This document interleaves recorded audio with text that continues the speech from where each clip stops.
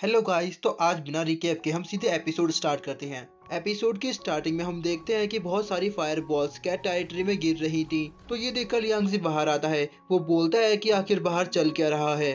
तो वो देखता है कि लॉर्ड रेड अपने साथ और 3 डीमंस को लेकर आया है। लॉर्ड रेड लियांगजी से बोलता है कि तुम लोग पूरी तरह से घिर चुके हो, तुम्हारे पास यहाँ से बच के निकलने का कोई रास्ता नहीं है, तुम लोग मेरे सामने हार मान लो। और तभी दो डीमंस उन पर अटैक करने के लिए आगे बढ़ते हैं। लियांगजी उन कैट गार्ड से बोलता है कि जल्दी से एक प्रोटेक्शन सील लगाओ, हमें कुछ भी करके सबसे पहले साइकिक ट्री को बचाना होगा। तो कुछ कैट गार्ड लियांगजी की बात मानती हैं, लेकिन कुछ कैट गार्ड लियांगजी की बात नहीं मानती। वो बोलती हैं कि आज जो कुछ भी हो रहा है उसकी वजह लियांगजी है, हमें लियांगजी की किसी बात को नहीं मानना चाहिए। कोई न्यू लियांगजी से बोलती है कि तुम्हें अभी ग्रैंडमा के पास जाना चाहिए और उनको बताना चाहिए कि कैट गार्ड हमारी बात नहीं सुन रहे हैं, तब तक हम लोग यहाँ पर प्रोटेक्शन सील लगाते हैं। तो क्वीन न्यू की बात मानकर लियांगजी वहाँ से निकल जाता है। इधर हमारा व्यू ग्रैंडमा लिली के पास आता है। तो हम देखते हैं कि उनके सामने पहले से ही 4 कैट गार्ड मौजूद हैं।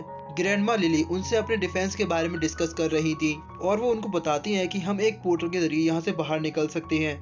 जैसे ही ग्रैंडमा लिली की नजर उन गार्ड से हटती है तो एक गार्ड अपने हाथ में चाकू बाहर निकाल लेती है और वो ग्रैंडमा लिली पर अटैक करके उन्हें इंजर्ड कर देती है। ग्रैंडमा लिली उनसे पूछती है कि तुम हमें धोखा क्यों दे रही हो। तो वो कैट गार्ड बताती है कि जल्द ही स्केलेटन किंग आप सभी को खत्म कर देगा और यहाँ पर केवल हमारा राज होगा। वो कैट गार्ड लिली को जान से मारने वाला था कि तभी लियांगजी वहाँ पहुँच जाता है। लियांगजी उस गार्ड पर अटैक करके उसे इंजर्ड कर देता है और वो ग्रैंडमा लिली के पास आता है। लिली लियांगजी को बताती है कि मैं ज्यादा समय तक नहीं बच पाऊंगी क्योंकि उसके नाइफ में पॉइजन लगा हुआ था जो कि धीरे धीरे करके मेरी बॉडी को अंदर से डैमेज कर रहा है। वो लियांगजी से बोलती है कि तुम एक पोर्टल के जरिए यहाँ से सभी लोगों को बाहर निकालो।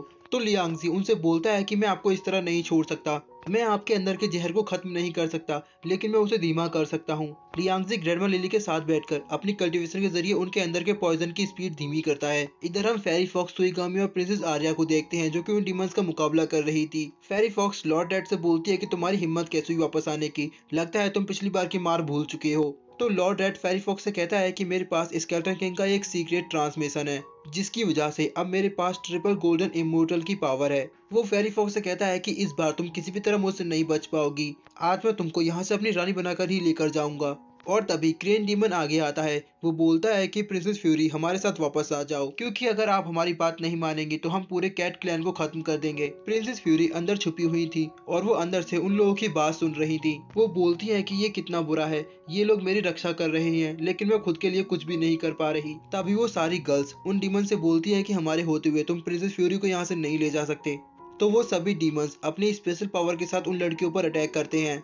वो सभी लड़कियां उनके अटैक को ब्लॉक करने की कोशिश करती हैं, लेकिन वो सभी उनके अटैक के सामने काफी वीक पड़ जाती हैं, जिसके बाद हम देखते हैं कि वो सभी इंजर्ड हो जाती हैं। केवल फेरी फॉक्स ही थी जो कि अभी भी उनके सामने टिकी हुई थी। उन सभी गर्ल्स को इंजर्ड देखकर फ्यूरी को बहुत गुस्सा आता है। फ्यूरी बाहर आती है और वो बोलती है कि मैं भी आप सभी लोगों के साथ इनका मुकाबला करूंगी। प्रिंसेस फ्यूरी बाहर आते ही अपने हेवनली डिस्ट्रॉय थंडर रिंग से उन सभी डीमंस पर अटैक करती हैं और तभी फेरी फॉक्स भी उन सभी डीमंस पर अटैक करती है। उनकी इस अटैक से वो डीमंस बस थोड़े से ही इंजर्ड होते हैं, लेकिन इस बात से लॉर्ड रेड को बहुत गुस्सा आता है। वो अपने रेड क्लॉ से प्रिंसेस फ्यूरी और फेरी फॉक्स पर अटैक करता है, जिसकी वजह से वो दोनों लोग साइकिक ट्री से नीचे गिर जाते हैं। लॉर्ड रेड फेरी फॉक्स से कहता है तुम लोगों के जीतने का कोई चांस नहीं है, हम 4 और तुम केवल 2, तुम लोगों की हार तो निश्चित है। तो फेरी फॉक्स लॉर्ड रेड से बोलती है कि तुम चाहे कुछ भी कर लो, हम लोग तुमसे कभी नहीं हारेंगे। लेकिन फेरी फॉक्स काफी ज्यादा इंजर्ड हो चुकी थी। तो प्रिंसेस फ्यूरी उसके पास आती हैं और वो कहती हैं कि अगर आपने दोबारा फाइट करी तो इससे आपकी जान भी खतरे में आ सकती है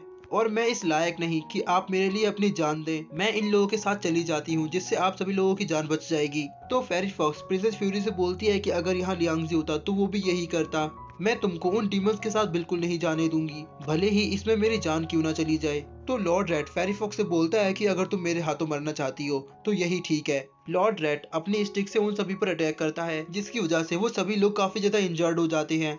लॉर्ड रेड बोलता है कि अब तुम्हारा वो लियांगजी कहाँ गया, तुम लोगों को उस पर बहुत ज्यादा गुरूर था लेकिन वो तो अभी भी छुपा हुआ है, अगर उसमें हिम्मत है तो मेरे सामने अभी आए और मेरे साथ फाइट करके दिखाए। वो बोलता है कि अगर तुम बाहर नहीं आए तो मैं इन सभी लड़कियों को अपना सेवक बनाकर रखूंगा और अपनी पूरी जिंदगी इनसे सेवा करवाऊंगा। और इसके बाद वो लियांगजी को बार बार आवाज लगाता है। तो वहाँ पर लियांगजी की आवाज आती है। लियांगजी बोलता है कि लगता है तुम पिछला सबक भूल चुके हो, आज तुम्हारा मास्टर लियांगजी तुम्हें एक नया सबक सिखाएगा जो कि तुम अपनी पूरी जिंदगी नहीं भूलोगे। इसके बाद हम देखते हैं कि एक शख्स बाहर आता है जो कि उस डीमन पर अटैक करता है और ये और कोई नहीं बल्कि लियांगजी है। इस एपिसोड में लियांगजी का लुक पूरी तरह बदल चुका है और ऐसा क्यों हुआ ये हम देखेंगे नेक्स्ट एपिसोड में। आई होप कि आप लोगों को ये एपिसोड पसंद आया होगा। तो गाइस प्लीज इस वीडियो पर 3000 लाइक कंप्लीट करा देना और एटलीस्ट 100 कमेंट। और साथ ही मैंने न्यू सीरीज के एपिसोड अपने दूसरे चैनल पर अपलोड कर दिया है जिसकी लिंक आपको डिस्क्रिप्शन में मिल जाएगी, जल्दी जाओ और उसको भी देख लेना। तो मिलते हैं नेक्स्ट एपिसोड में, तब तक के लिए बाय।